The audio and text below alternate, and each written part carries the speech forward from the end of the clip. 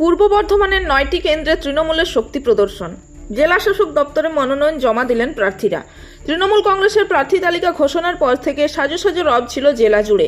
আজ সেই উন্মাদনাকে সঙ্গে নিয়ে পূর্ব বর্ধমান জেলার 9টি বিধানসভা কেন্দ্রে তৃণমূল কংগ্রেস প্রার্থীরা তাদের মনোনয়নপত্র জমা দিলেন। বর্ধমান জেলা শাসক দপ্তর চত্বরে এই দিন সকাল থেকেই উপচে পড়া ভিড়।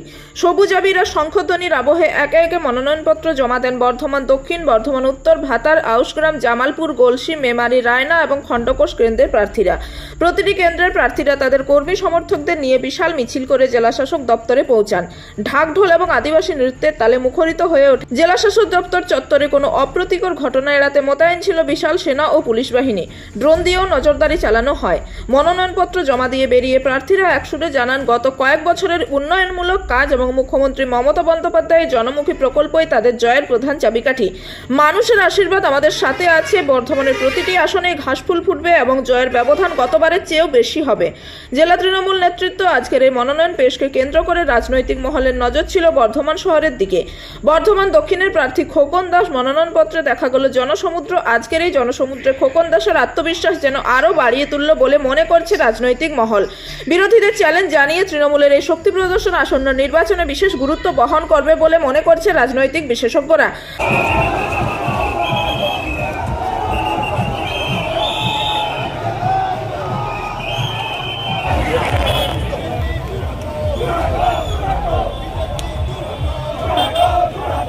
কেন্দ্রীয় সরকার করছে তার বিরুদ্ধে বাংলার প্রতিটি মানুষ আমাদের দলের 294টা সিটে সবাইকে তৃণমূল কংগ্রেসের প্রার্থীদের জয়ী করুন এবং চতুর্থবারের জন্য বাংলার মাননীয় মুখ্যমন্ত্রী ক্ষমতায় আসবেন।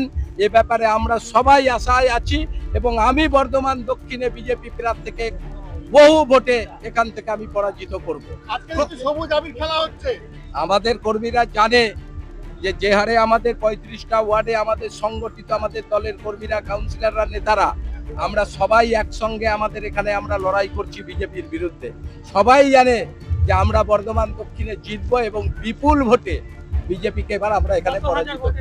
30 থেকে 40 হাজার ভোটে আমি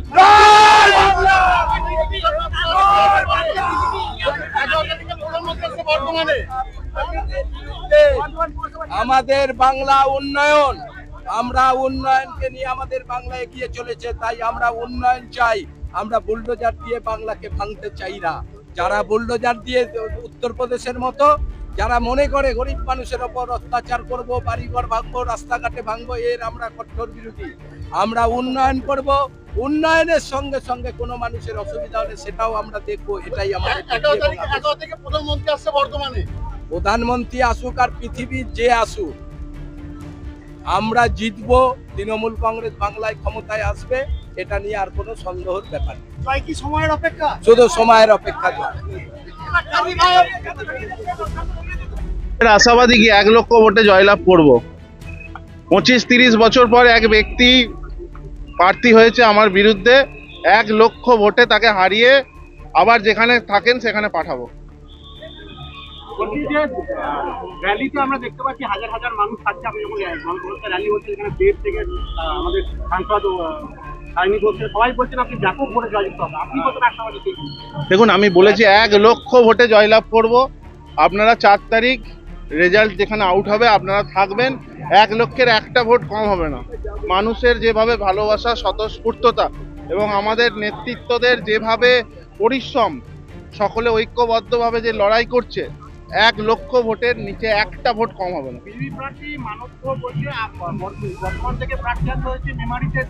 আরে আমি তো বর্ধমানের ভূমিপুত্র, আমি তো পূর্ব বর্ধমান জেলায় সারাক্ষণ মানুষের সেবায় নিজেকে নিয়োজিত করি। তিনি কোথায় ছিলেন 25 বছর ধরে?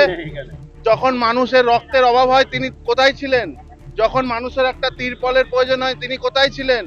মানুষের খাদ্যের প্রয়োজন হয় তিনি কোথায় ছিলেন? আজকে 25 বছর পর মেমারিতে পা রেখেছেন। আগে মেমারির অলিগলি চিনুক। আমি তো পূর্ব বর্ধমান জেলায় ছোট থেকে বড় হয়েছি, মেমারিতে ছোট থেকে রাজনীতির সঙ্গে যুক্ত। আমি মেমারির মানুষের পাশে আগেও দাঁড়িয়েছি যখন আমি প্রার্থী ছিলাম না। আমি জেলা জুড়ে কাজ করেছি, সংগঠন করেছি। তিনি তো 25 বছর পর রাজনীতিতে এসছেন এবং কলকাতায় তিনি বসবাস করেন, আজকে এখানে এসছেন। তাকে অলিগলি চিনুক, তারপরে আমার সঙ্গে লড়াই করবে। এবং যে মেমারিতে যে কাজ হয়নি সেই কাজ কি করে মানুষ বিশ্বাস করবে? আপনারা তো বলুন না, 2014 সালে নরেন্দ্র মোদী সেন্ট্রাল গভর্নমেন্টে এসছে, তিনি তো প্রধানমন্ত্রী দেশে, তাহলে তো বাংলার মানুষের প্রচুর কাজ করা উচিত ছিল। কি করেছে তিনি? ওনার দলের যিনি নেতা, তিনি যদি মানুষকে মিথ্যা কথা বলে, মিথ্যা প্রতিশ্রুতি দিয়ে 15 লাখ টাকা অ্যাকাউন্টে দেওয়ার কথা ছিল, কোথায়? সাধারণ মানুষ পেয়েছে? 2 কোটি চাকরি কোথায়? তাহলে তার দলের সদস্য তিনি, আবার যিনি প্রার্থী হয়েছেন তিনি আবার নরেন্দ্র মোদীর এগেনস্টে ফেসবুকে পোস্ট করেছিল, আমি তো দেখলাম। যিনি প্রার্থী বিজেপি, তিনি তাদের দেশের প্রধানমন্ত্রীর এগেনস্টে পোস্ট করেছে। সেই পোস্টটা আপনারাও দেখে নেবেন, এখনো স্ক্রিনশট নিয়ে রাখা আছে আমার কাছে। আগে তিনি নরেন্দ্র মোদী সম্বন্ধে ভালো করে তিনি বিজেপিকে জানাক যে তিনি, তার পছন্দ নয় নরেন্দ্র মোদী, তারপর আমার সঙ্গে লড়াই করবে। আপনার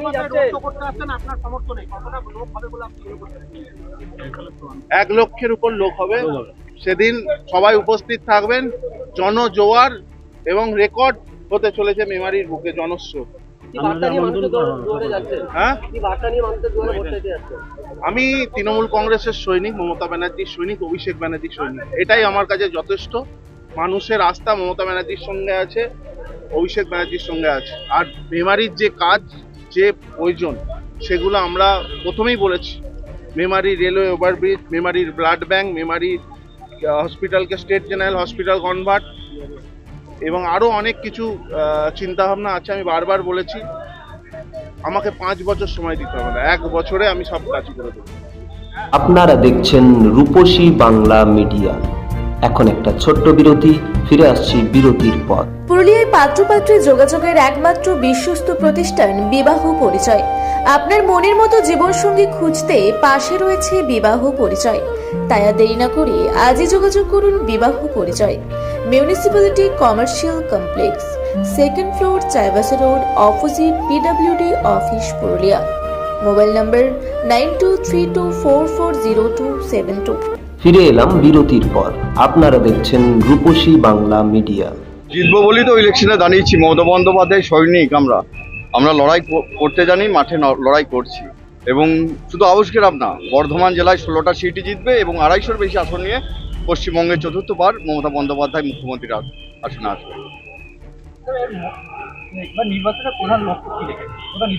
মমতা বন্দ্যোপাধ্যায়ের উন্নয়ন আর কিছু স্তরে রয়েছে আমাদের, যেগুলো অসম্পন্ন কাজ রয়েছে, সেগুলো আগামী সামনের যে মুখ্যমন্ত্রীর সময় আসবে উনি এসে করবেন।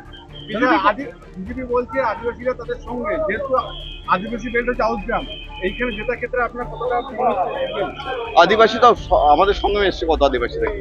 আমি তো কালকে সারাদিন আদিবাসী মহল্লায় প্রচার করলাম, বহু সংখ্যক আদিবাসী বেরিয়েছে। আবার কালও যাবো আদিবাসী মহল্লা, আদিবাসীরা আমাদের সঙ্গে আছে।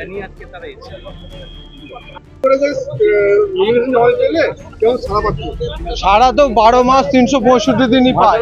আজকে কর্মীদের একটা বিরাট উন্মাদনা রয়েছে। প্রার্থী নমিনেশন করতে এলে কর্মীদের যে উন্মাদনা থাকে, সেই উন্মাদনা লক্ষ্য করা যাচ্ছে। বিজেপি কতটা তোমাকে বেগ দেবে? বিজেপি ঘরে ঘরেই যা বেগ পাচ্ছে অতিষ্ঠ। আমার বেগ আর নিতে হবে না তাদেরকে, আমাকে বেগ দেবে নেই কেউ। মানুষের সঙ্গে কথাবার্তা বলছি, নির্বাচনী প্রচারে যে ইস্যু উঠে আসবে তার ভিত্তিতেই কাজ এসেছে। থেকে বলছে যে তৃণমূল ওখানে ভয় পাচ্ছে, ওই জন্য সব জায়গা থেকে পিছিয়ে রাখছে। ঠিক আছে,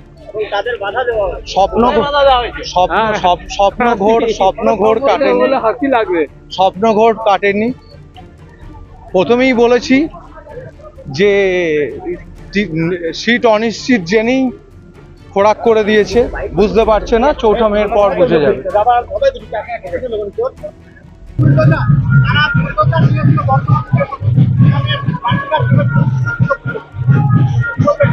দেখুন, যাদের যেটা কালচার, যারা হচ্ছে ধ্বংসের কালচার করে, তারাই বুলডোজার নিয়ে আসবে।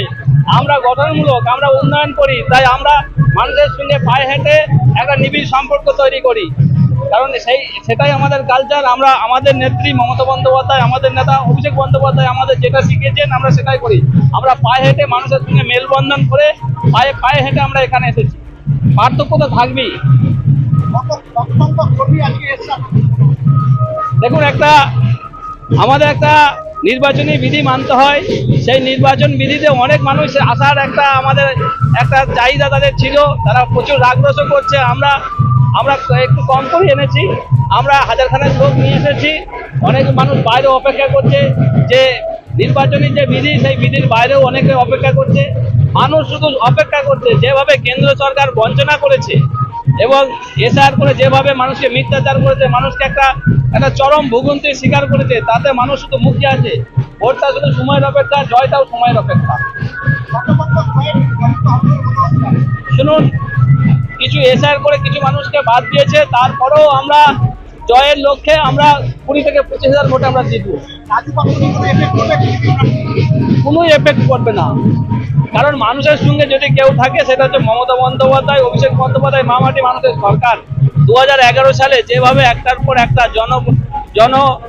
কল্যাণমূলক যেভাবে প্রকল্প চালু করেছে, তাতে করে প্রত্যেকটা মানুষ মমতা বন্দ্যোপাধ্যায়ের সঙ্গে আছে, মামাটি মানুষের সরকারের সঙ্গে আছে। বিশেষ করে তফসিলি মানুষ, আদিবাসী মানুষ, সংখ্যালঘু মানুষ, যেভাবে আর্থসামাজিক পরিকাঠামোর উন্নয়ন হয়েছে, আমাদের দুদিকে লাভ। একদিকে কেন্দ্র সরকারের বঞ্চনা, মানুষ একবারে অতিষ্ঠ হয়ে পড়েছে, অপরদিকে মামাটি মানুষের সরকারের উন্নয়ন।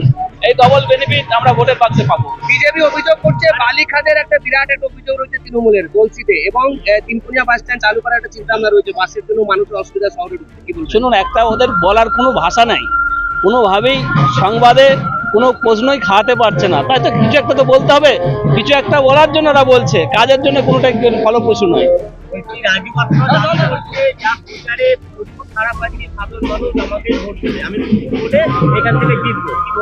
শুনুন, ভালো যদি প্রোডাক্ট হয় না, তার জন্য বিজ্ঞাপন দরকার হয় না।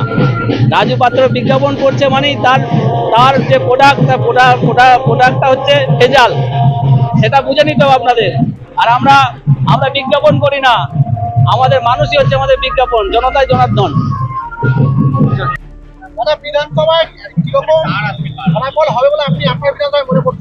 বিধানসভায় জয় জয়াকার 100%